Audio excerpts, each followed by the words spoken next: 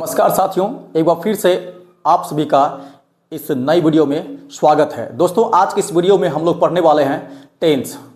Tense याद रखिएगा दोस्तों, बिना वर्ब के फॉर्म का नहीं होता है। इसलिए आप देख पा रहे होंगे क्या लिखा हुआ है यहाँ पे, tense depends upon the form of the verbs. Tense जो होता है वह क्रिया के किसी भी रूपों पर निर्भर करता है। क्रिया के जितने भी रूप होते हैं उन तमाम रूपों के ऊपर यह निर्भर करता है। जिस सेंटेंस में वर्ब नहीं होगा वह सेंटेंस हमारा टेंस नहीं होगा। दोस्तों ध्यान रखेंगे। तो टेंस वही होता है जिसमें फिजिकल एक्शन होता है। फिजिकल एक्शन का मतलब, फिजिकल का मतलब शारीरिक एक्शन माने काम। हम अपने शरीर के द्वारा या शरीर के अंगों के द्वारा किसी काम को जो करते हैं वही काम हमारा क्या कहलाता है, टेंस कहलाता है। जैसे मैं आपके सामने भी बोल रहा हूं या मैं आपके सामने भी पढ़ा रहा हूं, तो पढ़ाना, बोलना या फिर आंखें को ठीक है ना मटकाना या फिर आप पैरों के द्वारा चलना या कुछ भी बोलना, गाली देना, सिंगिंग करना, कुछ भी करना, मानव शरीर के अंगों के द्वारा किसी भी क्रिया को करने की प्रक्रिया को ही हम लोग क्या कहते हैं, टेंस कहते हैं दोस्तों। क्योंकि उससे कार्य होने का बोध होता है। और जो टेंस होगा उसमें वर्ब निश्चित रूप से होगा, उसमें एक्शन होगा और वह एक्शन फिजिकल एक्शन होगा। तो फिजिकल एक्शन जैसे ही होगा वह सेंटेंस हमारा टेंस कहलाना शुरू हो जाएगा। तो दोस्तों याद रखिएगा, टेंस हमेशा ही वर्ब के रूपों के ऊपर डिपेंड करता है। वर्ब जितने भी प्रकार के होते हैं याद रखिएगा वे सभी फॉर्म के ऊपर डिपेंड करेंगे। कौन? Tense. V1, V2, V3, V4, V5 basically verbs के जो रूप होते हैं, या आप बोल सकते हैं मेन तरीके से मुख्य रूप से वर्ब के 5 ही रूप होते हैं और छठा रूप भी होता है V6। इस V6 की चर्चा इस वीडियो में नहीं करेंगे, किसी अगली वीडियो में सेपरेट चीजों को लेकर आएंगे, उसमें केवल V6 के ही बारे में बात करेंगे। और V6 होता क्या है, इसी V6 को हम लोग इन्फिनेटिव भी कहते हैं। 2 + V1 को V6 कहने के साथ साथ इन्फिनेटिव भी कहा जाता है। दोस्तों फिलहाल आप इस वीडियो में केवल V1 से लेकर के V5 तक ही पढ़ेंगे। ये सभी का सभी एक वर्ब का रूप है। फॉर्म का मतलब होता है दोस्तों रूप, और वर्ब का मतलब क्रिया। तो क्रिया के जो रूप होते हैं वह 5 तरह के होते हैं, V1, V2, V3, V4, V5। मेरे बोले गए शब्दों पर आप गौर कीजिएगा दोस्तों। हमने अभी बोला क्रिया के रूपों का जो भेद होता है, क्रिया के रूप का भेद, हम वर्ब का भेद नहीं बोल रहे हैं। वर्ब के भेद की अगर बात करेंगे तो ये 2 ही प्रकार के होते हैं, मेन वर्ब और ऑक्सिलरी वर्ब। तो मेन वर्ब और ऑक्सिलरी वर्ब जो होते हैं ये काइंड्स हैं। हम बात कर रहे हैं फॉर्म की। तो वर्ब का जो फॉर्म होता है वह 5 टाइप का होता है, 5 प्रकार के होते हैं। तो V1, V2, V3, V4, V5। तो चलिए 1 बाय 1 करके हम लोग देखते हैं V1 क्या है। दोस्तों याद रहे, V1 हमेशा ही क्या होता है, प्लूरल होता है। V1 का प्रयोग हम हमेशा प्लूरल वाले सब्जेक्ट के साथ यूज करते हैं। इसके बाद आप देख पा रहे हैं V2। तो V2 दोस्तों सिंगुलर भी है और प्लूरल भी है। ये V2 जो है सिंगुलर भी है और प्लूरल भी है। तो V2 का प्रयोग सिंगुलर के लिए भी और प्लूरल के लिए भी करते हैं। ठीक उसी तरह से V3 का और V4 का, ये तीनों जो है V2, V3, V4, इन तीनों का प्रयोग हम लोग सिंगुलर फॉर्म में भी करते हैं और प्लूरल फॉर्म में भी करते हैं। तो सिंगुलर का मतलब क्या होता है, प्लूरल का मतलब क्या होता है, ये अभी आप इसी वीडियो में देखेंगे। तो ध्यान रहे इस बात का कि जो गिनती में 1 होता है उसे ही सिंगुलर कहा जाता है, और जो गिनती में 1 से अधिक होता है उसे हम प्लूरल कहते हैं। अगर केवल एक चीज का बोध हो, चाहे वह एक व्यक्ति हो, चाहे एक वस्तु हो, चाहे एक स्थान हो या जानवर हो, केवल एक व्यक्ति का बोध होना चाहिए, एक चीजों का बोध होना चाहिए, तो उसे सिंगुलर कहते हैं। और जहां 1 से अधिक होगा उसे प्लूरल कहा जाता है। तो चलिए नंबर V4 तक पहुंच गए थे, अब आगे बढ़ते हैं नंबर 5 V5 की ओर। तो V5 जो होता है दोस्तों वो हमेशा ही सिंगुलर होता है। तो V5 का प्रयोग हमेशा ही सिंगुलर सब्जेक्ट के साथ यूज किया जाता है। तो इसलिए रूल बना है, याद रखिएगा, रूल कहता है कि S बराबर S, P बराबर P।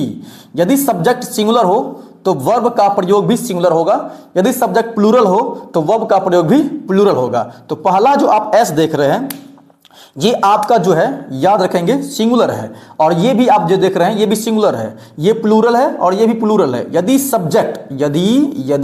सब्जेक्ट कैसा हो, सिंगुलर हो, तो वर्ब भी क्या होगा, सिंगुलर होगा। यदि सब्जेक्ट सिंगुलर हो तो वर्ब भी सिंगुलर होगा। वहीं अगर सब्जेक्ट प्लूरल हो तो वर्ब भी क्या होगा, प्लूरल होगा। ये कहीं ना कहीं सिंटेक्स को भी आपको हेल्प करेगा। सिंटेक्स वाले सेंटेंस में इस तरह के जो होते हैं रूल को फॉलो किया जाता है। तो याद रहे, यदि सब्जेक्ट कैसा हो, सिंगुलर हो, तो वर्ब क्या होगा, सिंगुलर होगा। यदि सब्जेक्ट प्लूरल हो तो वर्ब क्या होगा, प्लूरल होगा। तो सब्जेक्ट का मतलब होता है कोई किसी कार्य को करता है, किसी काम को करने के लिए किसी न किसी व्यक्ति की आवश्यकता होती है। अभी आपके सामने हम पढ़ा रहे हैं, तो इस पढ़ाने के लिए किसी न किसी इंसान की जरूरत होती है। इस काम को करने के लिए, इस काम को संपादित करने के लिए, कंप्लीट करने के लिए किसी इंसान की आवश्यकता होती है। वही इंसान क्या कहलाएगा, सब्जेक्ट कहलाएगा। जिस काम को जिसके द्वारा किया जाता है, वही द्वारा जो होगा वह व्यक्ति हमेशा ही सब्जेक्ट कहलाएगा। और वर्ब वह होता है जिस चीजों को मानव शरीर के अंगों के द्वारा किया जाता हो। आपको एकदम छोटे लैंग्वेज में बताने का प्रयास कर रहे हैं, किताबी भाषा से बिल्कुल बाहर, प्रैक्टिकल चीज जल्दी समझ में आता है दोस्तों, ध्यान रखिएगा। तो फिजिकल एक्शन जब भी होगा वह वर्ब कहलाएगा। वरना बहुत सारे टीचर्स अपने बच्चों को यह कहते हैं कि जिस हिंदी शब्द के अंत में ना हो तो उसे क्रिया कहा जाता है। ठीक है, कुछ देर के लिए यह सही होगा, लेकिन 100% यह सही नहीं है दोस्तों। अभी हम आप इस बात को साबित कर देंगे और अब आप सेटिस्फाइड जरूर होंगे कि जिस हिंदी शब्द के अंत में ना हो उसे क्रिया तो कहा जाता है, लेकिन वह ना वाला शब्द फिजिकल एक्शन से भी जुड़ा होना चाहिए। जैसे मान लीजिए जाना, जाना के अंत में ना है तो ना जाना, तो जाना हमारे शरीर के किसी न किसी अंगों से हो रहा है, इसी को फिजिकल एक्शन कर रहे हैं। ठीक उसी तरह आना, बोलना, देखना, सूंघना, मारना, झगड़ा करना, जितने भी हमारे ओरिजिनल वर्ब होंगे उस वर्ब के अंत में ना होगा और वह ना हमेशा ही फिजिकल एक्शन से जुड़ा होना चाहिए, तभी वह वर्ब कहलाएगा। वरना किसी हिंदी शब्द के अंत में ना तो हो, लेकिन अगर वह फिजिकल एक्शन नहीं है तो हिंदी शब्द के अंत में ना होने के बावजूद भी वह हिंदी शब्द क्रिया नहीं कहलाएगा। फॉर एग्जाम्पल, जैसे चना, चना के अंत में ना है लेकिन यह वर्ब नहीं है। ठीक उसी तरह कोना, कोना के अंत में ना है लेकिन यह वर्ब नहीं है।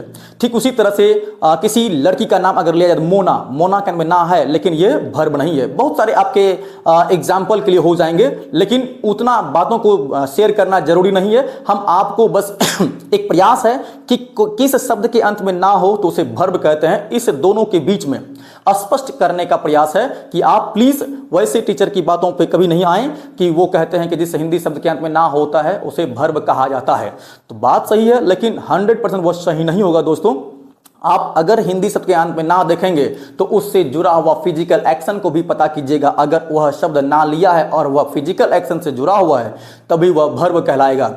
जैसे रीड, ईट, लाफ, इसका मतलब आप समझ रहे होंगे। और सभी हम अपने बॉडी के द्वारा करते हैं, पार्ट्स ऑफ बॉडी के द्वारा करते हैं। लेकिन अगर चना बोलें, कोना बोलें, मोना बोलें, नाना बोलें, ये सभी का सभी वर्ब नहीं है। हिंदी शब्द के अंत में ना तो लगा है परंतु ये वर्ब नहीं है। बने रहिए, कहीं जाइएगा नहीं। देखिए दोस्तों, अगर हम बात करें कि इसमें से बहुत ज्यादातर जो होता है इंपॉर्टेंट, हालांकि सब वर्ब के फॉर्म जो है इंपॉर्टेंट ही है क्योंकि टेंस बेसिस पे चलता है, तो V1 और V5 के बीच में अक्सर तुलना होती है कि किस तरह से V1 और V5 का प्रयोग किया जाता हो।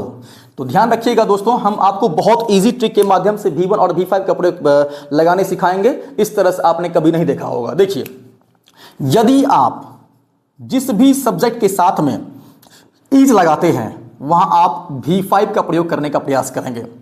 वहीं अगर आप किसी भी सब्जेक्ट के साथ M और R लगाते हैं वहां V1 का प्रयोग करने का प्रयास करेंगे। दोस्तों, आपके सामने में 2 पॉइंट है, 1 नंबर में इज है, 2 नंबर में M और R है। तो इज बराबर V5, M और R बराबर V1 होता है। दोस्तों, अब ये तो बात आप समझ गए कि अगर जिसके साथ में हम इज लगाते हैं वहां V5 लगा लेंगे और जहां M और R लगाते हैं वहां V1 लगा लेंगे। तो बात तो ये समझ में आनी चाहिए ना कि V5 कैसे होता है या फिर V1 कैसा होता है। ये चीज समझाने के लिए आप प्लीज यहां पे बने रहिएगा। देखिए, V1 वह होता है जिसके साथ में ना तो S हो, ना ES हो, और ना ही IES हो, और ना ही ING हो, ना ही D हो, ना ही ED हो, और ना ही EN हो। इनमें से कुछ भी अगर नहीं हो उसे हम कहते हैं V1। V1 का मतलब ही होता है original form of the verb. Original form of the verb, जिस वर्ब का ओरिजिनल फॉर्म होता है वही वर्ब आपका V1 होता है। जैसे जाना, जाना का जो होगा वर्ब गो ही हो जाएगा हमारा V1। जैसे आना, आना का जो होगा अंग्रेजी वही हो जाएगा हमारा V1। तो original form of the verb is called V1, याद रखिएगा।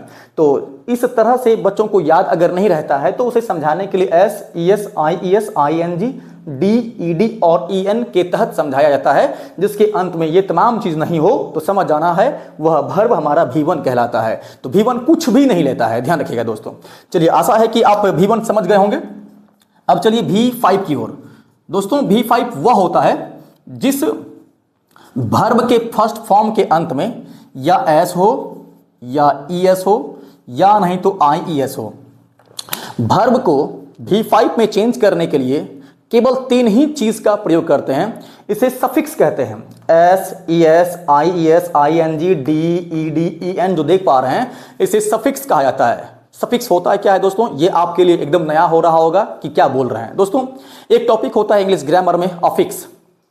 तो ये अफिक्स जो होते हैं 2 तरह के होते हैं, प्रीफिक्स और सफिक्स। प्रीफिक्स और सफिक्स, अपसर्ग उपसर्ग आपने सुना होगा। तो जिस वर्ड के शुरू में जो यूज करते हैं वही होता है प्रीफिक्स, और जिस चीज का प्रयोग हम किसी वर्ड के अंत में करते हैं उसे कहते हैं सफिक्स। प्री माना पहले, तो पहले यूज होने वाले को प्रीफिक्स कहते हैं। जिस चीज को आप पहले फिक्स करते हैं उसे प्रीफिक्स कहते हैं, और जिस चीज को आप बाद में फिक्स करते हैं उसे सफिक्स कहते हैं। तो V1 से V5 में चेंज करने के लिए मात्र 3 सफिक्स का प्रयोग करते हैं, एक S, ES, IES। तो इनमें से याद रखना है जो भी होगा वह हमेशा ही क्या होगा, V5 होगा। अगर S भी है फिर भी V5, अगर ES है फिर भी V5, अगर IES है तो भी V5 होता है दोस्तों। तो ये रहा आपके सामने में V1 और V5 का कॉन्सेप्ट। आप समझ गए होंगे। इस चीजों को आप स्क्रीनशॉट लेना चाहें तो आप प्लीज ले सकते हैं। चलिए दोस्तों, आशा है कि आप लोगों ने अब तक में स्क्रीनशॉट ले लिया होगा। अब इस चीजों को देखना है कि लिखा हुआ है choose out the V1 and V5। अभी आप लोगों ने सुना होगा कि V1 वह होता है जिसके अंत में कुछ भी लगा हुआ नहीं होता है, उसी को V1 कहते हैं। और V5 वह होता है जिसके अंत में या तो S, ES, IES लगा हो, उसे V5 कहा जाता है। तो देखते हैं कि इसमें से कौन सा V1 है और कौन सा V5 है। आप यहां पे ध्यान दीजिएगा दोस्तों, 1 नंबर में लिखा हुआ है गो। तो आप ध्यान देंगे तो इस गो के अंत में कुछ भी नहीं है, इसका मतलब यह गो क्या हो जाएगा, V1 हो जाएगा। ठीक उसी तरह से दूसरा नंबर है आपका कम्स। तो कम्स के अंत में ES लगा हुआ है, तो ES वाला शायद आपने सुना होगा क्या कहलाता है, V1? जी नहीं, V5। तो ये क्या हो जाएगा, V5। इसके बाद है आपका स्पीक। स्पीक के अंत में भी कुछ नहीं लगा हुआ है, तो ये क्या हो जाएगा, V1 हो जाएगा। ठीक उसी तरह से चौथा नंबर में आपका क्राइस। तो क्राइस के अंत में क्या लगा हुआ है, IES लगा हुआ है। तो IES वाला जो फॉर्म होता है वह V5 का होता है, इसलिए क्राइस V5 हो जाएगा। ठीक उसी तरह ईट, लास्ट फॉर्म है आपका ईट। ईट एक वर्ब है जिसका मतलब खाना होता है, और ईट के अंत में कुछ भी नहीं लगा हुआ है, इस कारण से इसे V1 कहा जाता है या कहा जाएगा। तो इस तरह से आपने अभी V1 और V5 बहुत ही अच्छे से समझ लिया होगा। तो V1 और V5 जो होता है दोस्तों, एग्जाम हॉल में पूछा जाता है कि कौन से सेंटेंस में V1 का यूज होगा, कौन से सेंटेंस में V5 का प्रयोग करेंगे। आज हम लोग इस वीडियो में केवल V1 और V5 को देखे हैं, समझे हैं, और किसी अगले वीडियो में हम आपको बताएंगे V2, V3 और V4। तो आज के इस वीडियो में बस इतना ही। तब तक के लिए नमस्कार, जय हिंद।